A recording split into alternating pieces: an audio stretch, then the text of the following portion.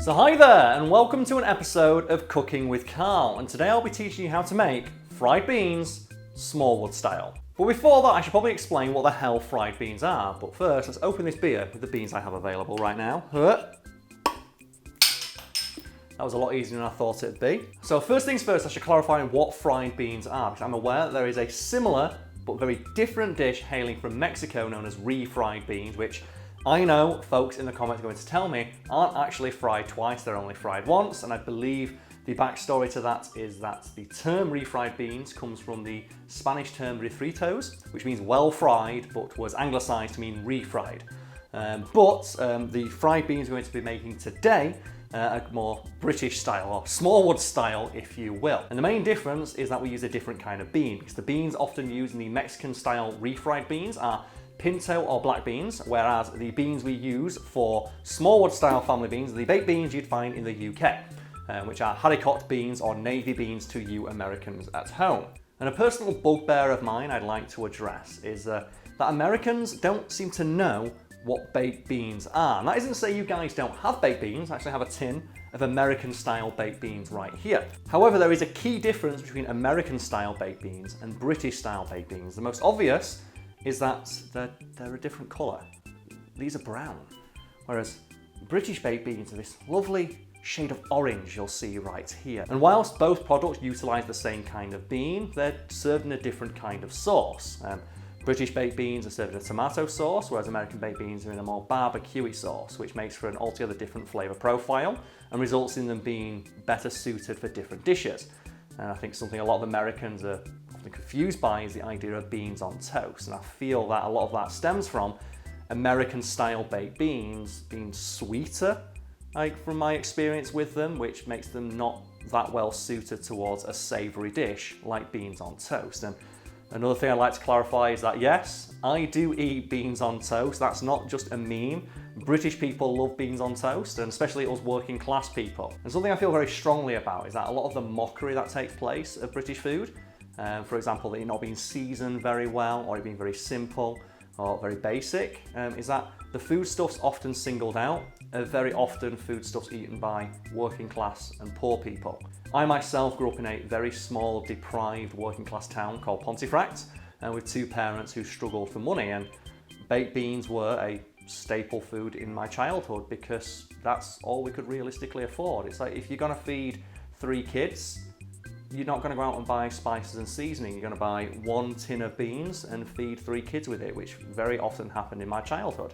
And if you're going to give them just 1/3 of a tin of beans, you're going to flesh that out, and the cheapest way to do that is with a few slices of bread or toast. And that is part of the reason why fried beans exist, because fried beans, to me, are a comfort food. And I know there are more nutritious, wholesome foods I could make for myself, but that's not the purpose of comfort food, is it? It is, as the name suggests, supposed to comfort you by reminding you of a simpler time or in a more nostalgic time from your childhood, and that's what baked beans do for me. But in keeping with the idea it's a very working class, poor man's meal, the things you'll need are quite simple, and the first of course is a tin of baked beans. I'll be using Heinz baked beans today because that's my dad's personal favourite brand, but any kind will do. And in fact, the cheaper the beans you buy, the more suited they are for this dish, because the idea behind fried beans, at least as far as I've understood it in talks with the other male members of my family, all of whom consider this to be their favourite comfort food, is that it's done in a time of hardship when you have that crap tin of beans in your cupboard that you got from Tesco for 35p, and you know it's going to taste like crap, so you put that little bit of fat in there just to make it go down a little easier. So similar to the old saying that a spoonful of sugar helps the medicine go down, in this case a little bit of fat will help you just more easily imbibe those cheap bullet beans that you've got from Tesco for 30p. Not that they're a bad thing, so you know what? Tesco and own brand beans kept me going throughout university. And they made me quite literally the man I am today. And the second thing you will need is fat, and again, any kind of fat will do. You can use butter, you can use virgin olive oil if you're feeling particularly bougie.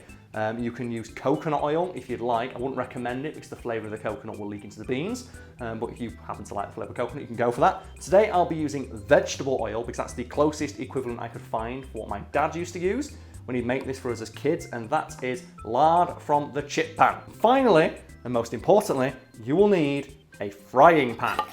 And this frying pan may not look like much, but this is a family heirloom. Because this, folks at home, is the same pan my dad used to make me fried beans as a kid, and the pan that his dad before him used to make him fried beans. So many years ago when I moved to university, my dad gave me a few things from his house to help me get on my feet and become self-sufficient. And one of the things that I asked for was this frying pan. And the reason I wanted it is to make fried beans if I felt homesick. And this pan has been with me all that time, and it nowadays only gets used to make fried beans. I have a nicer frying pan that my girlfriend insists we use for cooking anything else, but this is the Smallwood fried bean pan.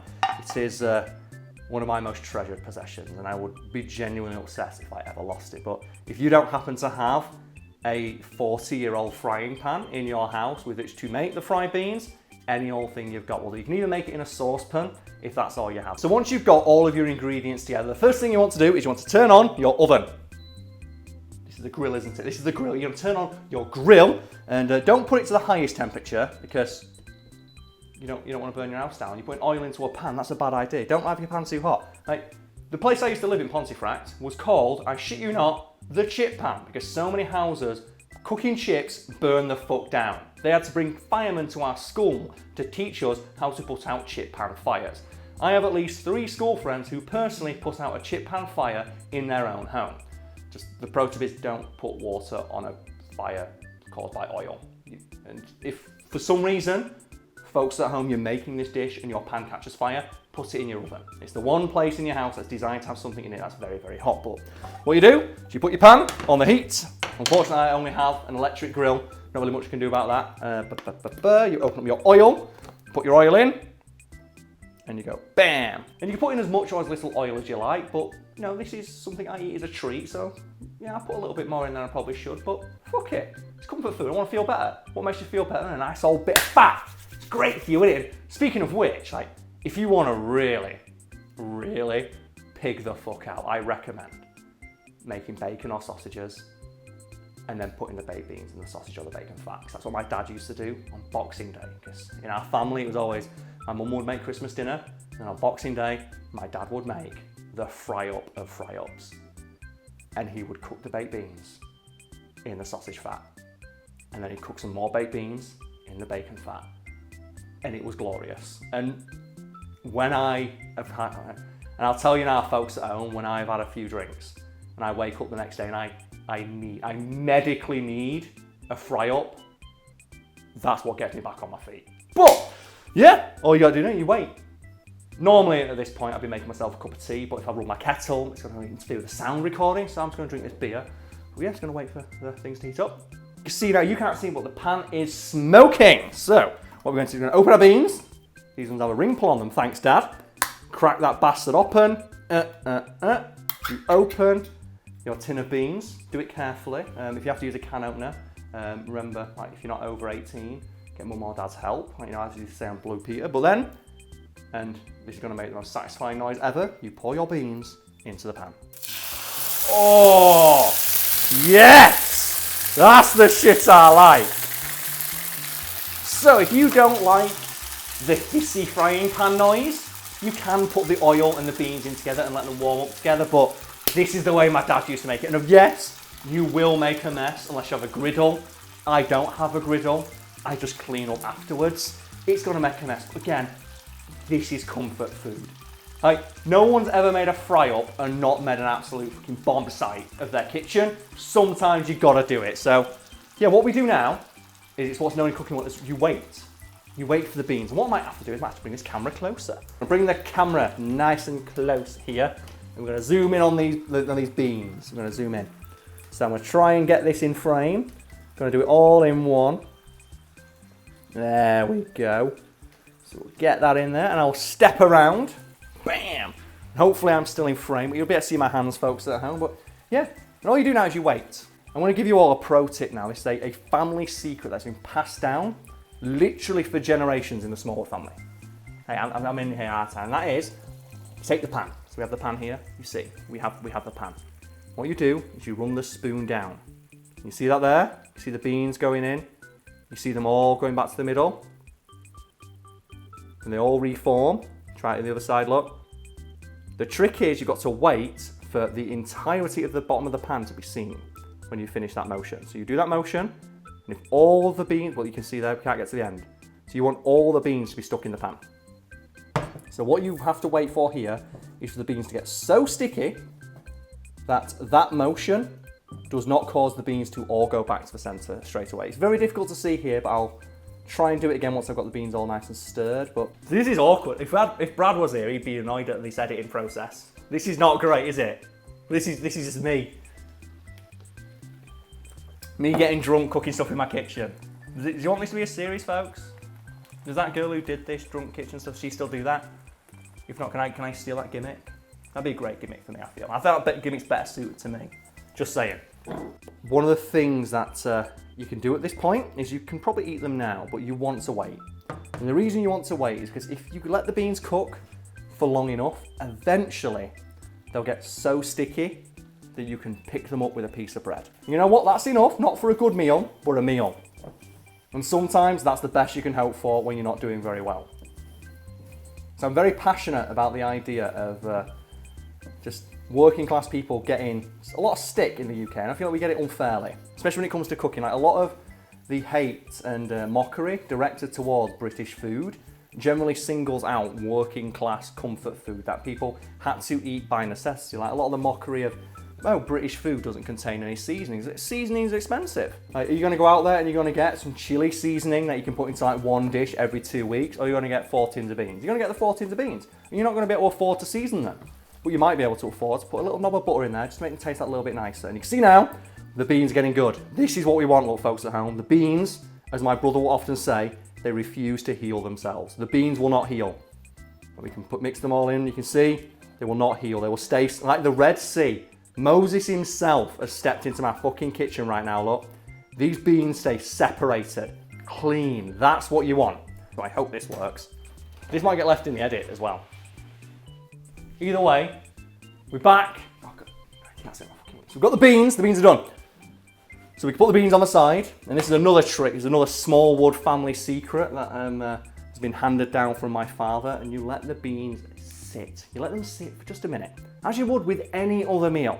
Just because this is cheap, just because it's been made, like, you know, in a 40-year-old frying pan, just because it's like, you know, food enjoyed by the working class, does not mean it is exempt from the rules of most food, and that is, you let it sit, you let it breathe, let the dish aerate. This is something we used to do when I was a kid. I've not done this in literally years. You take a bit of bread, say, I've got some King's Mill here.